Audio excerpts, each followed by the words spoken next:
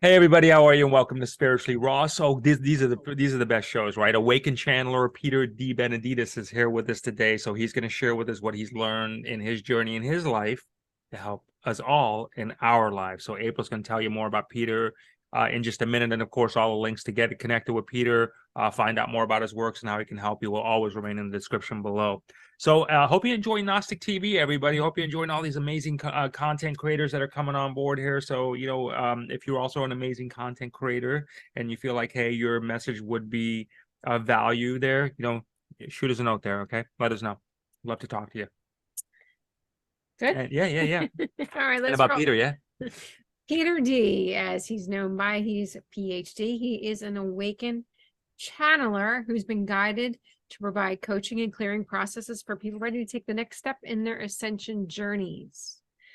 Though he can speak to any consciousness, Peter works directly with the sacred higher self. I love that. Of the persons he's coaching to offer them specific guidance to manifest their spiritual abilities. He also offers clearing sessions to help people who feel blocked, to remove the dense energies and trapped emotional charges that keep people from being enlightened.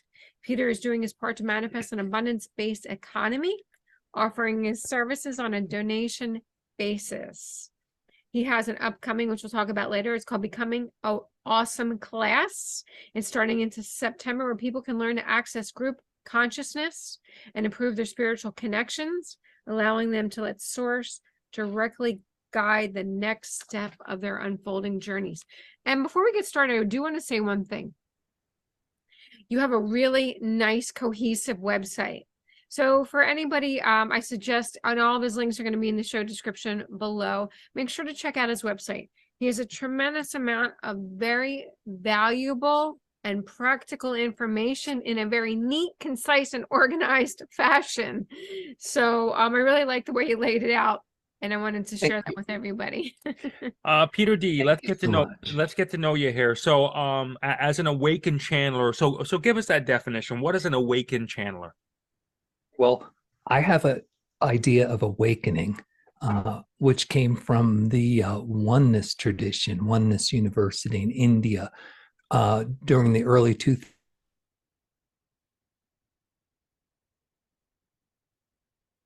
To people, they were passing the ability to, I think you call it Shakti, where you would get higher up in your consciousness. When you're awakened, your mind quiets. There's a gap between experience and your mind kicking in. It's not very long. It's a fraction of a second. But instead of your mind saying, oh, I remember this, or it reminds me of that, or, instead of being taken out of the experience, you're fully in it. And when your mind starts to pipe up, you go, oh, thank you, mind. I'm going to stay with the experience.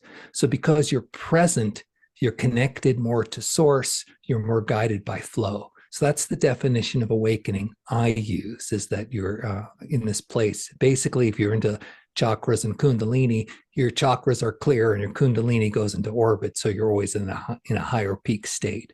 So awakening is an important step in everybody's ascension. It's happening to everybody on the planet. I'm aware that I am awakened. You are aware that you are awakened. Now, you took 4 trips to India in 2010, let alone 4 trips in a lifetime to India. That's one hell of a travel, right? Did I understand? Yeah, well, it started in 2010, but it was 4 years in a row. And yeah, so I was in the classes. Some of them were 3 weeks, some of them were a month long, where you were doing processes every day, and then great spiritual beings, an avatar, Bhagavan, and we're talking Christ-like skills, raise the dead kind of thing. All right, and he was teaching these classes, and he would transmit a state of consciousness to us. Once we did enough work to clear ourselves to be open. And so he was here for the awakening of the planet, and he's been helping hundreds of thousands, millions of people around the world do this. He's alive now. He's alive now still.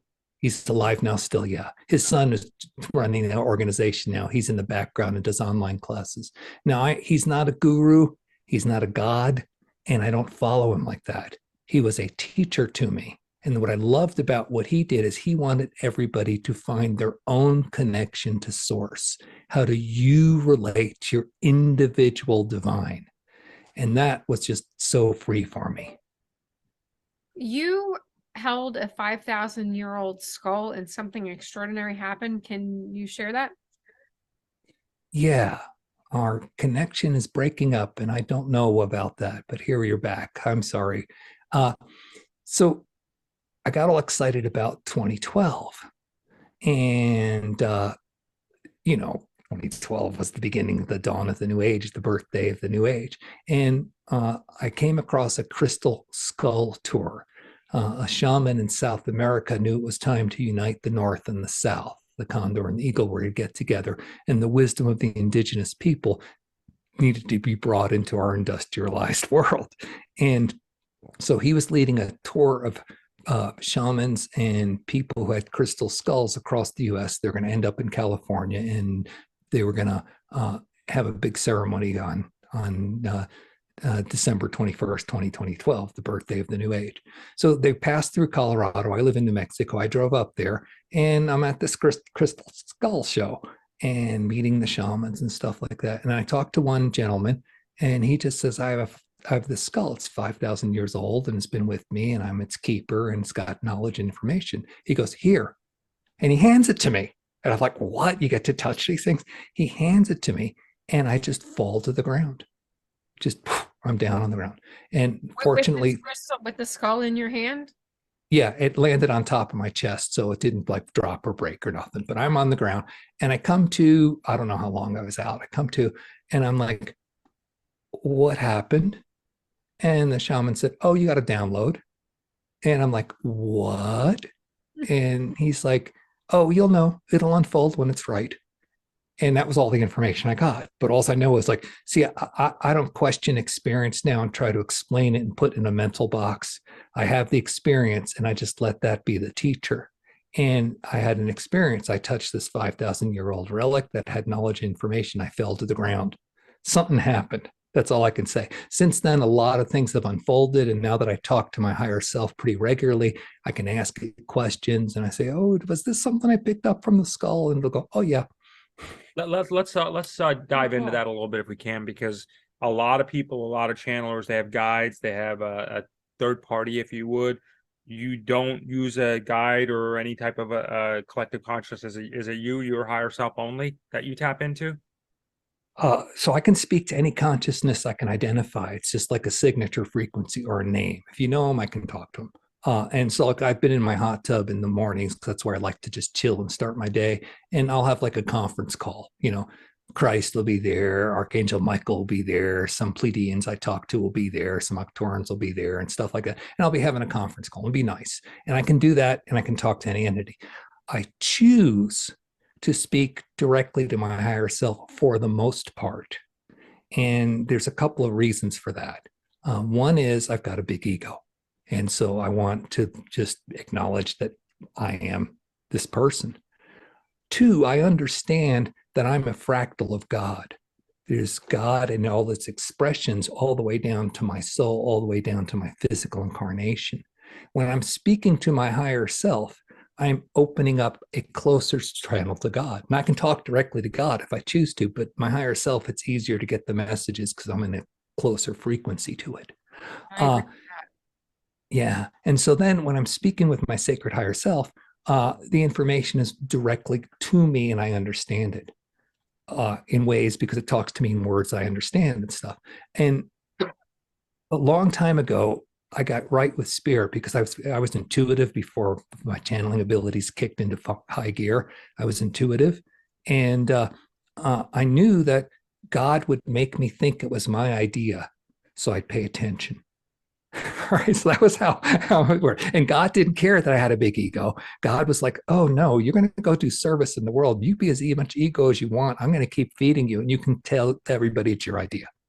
Okay, but I understood where it was coming from, but it was presented that way.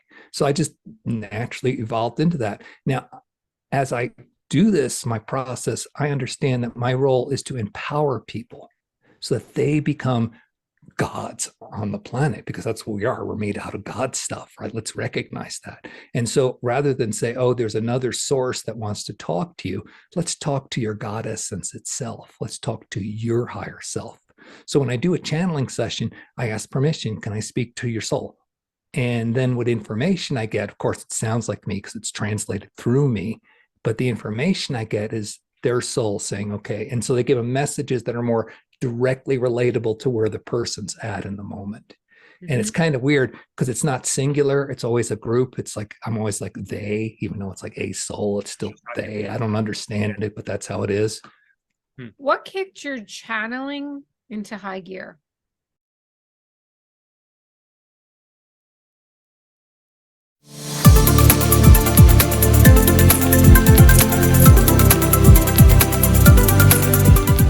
I've noticed so much is that the intuition that I am receiving on a daily basis, the messages are so clear and they come in like, you hear a lot of people talking about, I get a download of this and a download of that. And that is the God's honest truth. Messages are just literally flooding in because the pineal gland is being decalcified. And